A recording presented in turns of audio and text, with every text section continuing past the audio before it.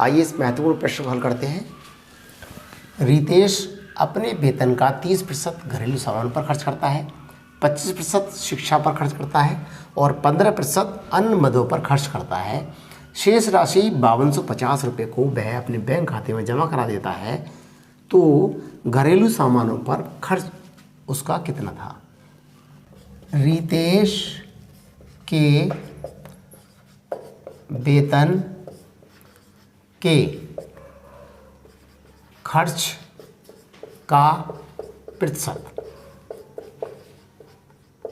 ये टोटल कितना हुआ 30% प्लस 25% शिक्षा पर खर्च करता है और 15% अन्य मदों पर खर्च करता है। तो उसका टोटल जो खर्च हुआ 15, 25, 40 और 30 70% जो टोटल खर्च करता है।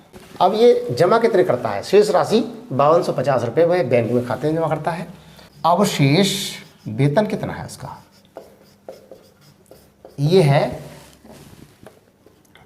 5250 रुपये अवशेष वेतन है। तो ये हम मान लेते हैं, माना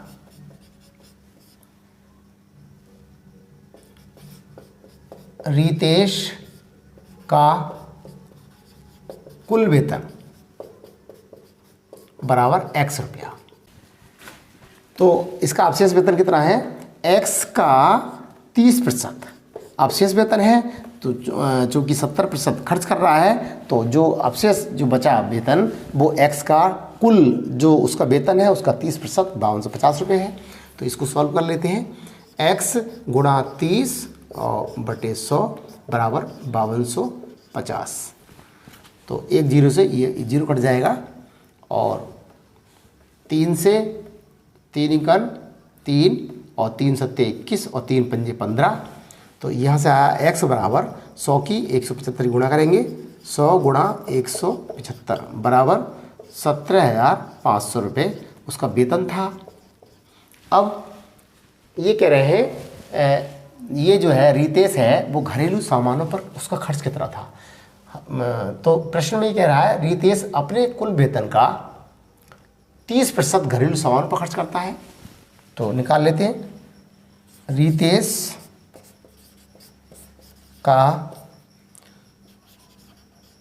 घरेलू सामानों पर खर्च ये कितना है, बराबर है 30%।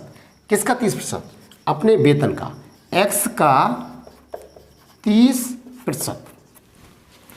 तो बराबर x कितना निकाला हमने 17,500 और गुणा 30 और बटे 100।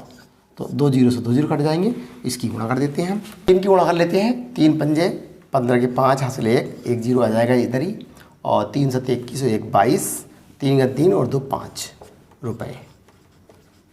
अतः रितेश अपने वेतन का 30% घरेलू सामानों पर खर्च करता है, 25% शिक्षा पर, 15% अन्य मदों पर खर्च करता है। शेष राशि 5250 रुपये बैंक में जमा करा देता है। तो घरेलू सामान पर खर्च उसका 5250 रुपये है।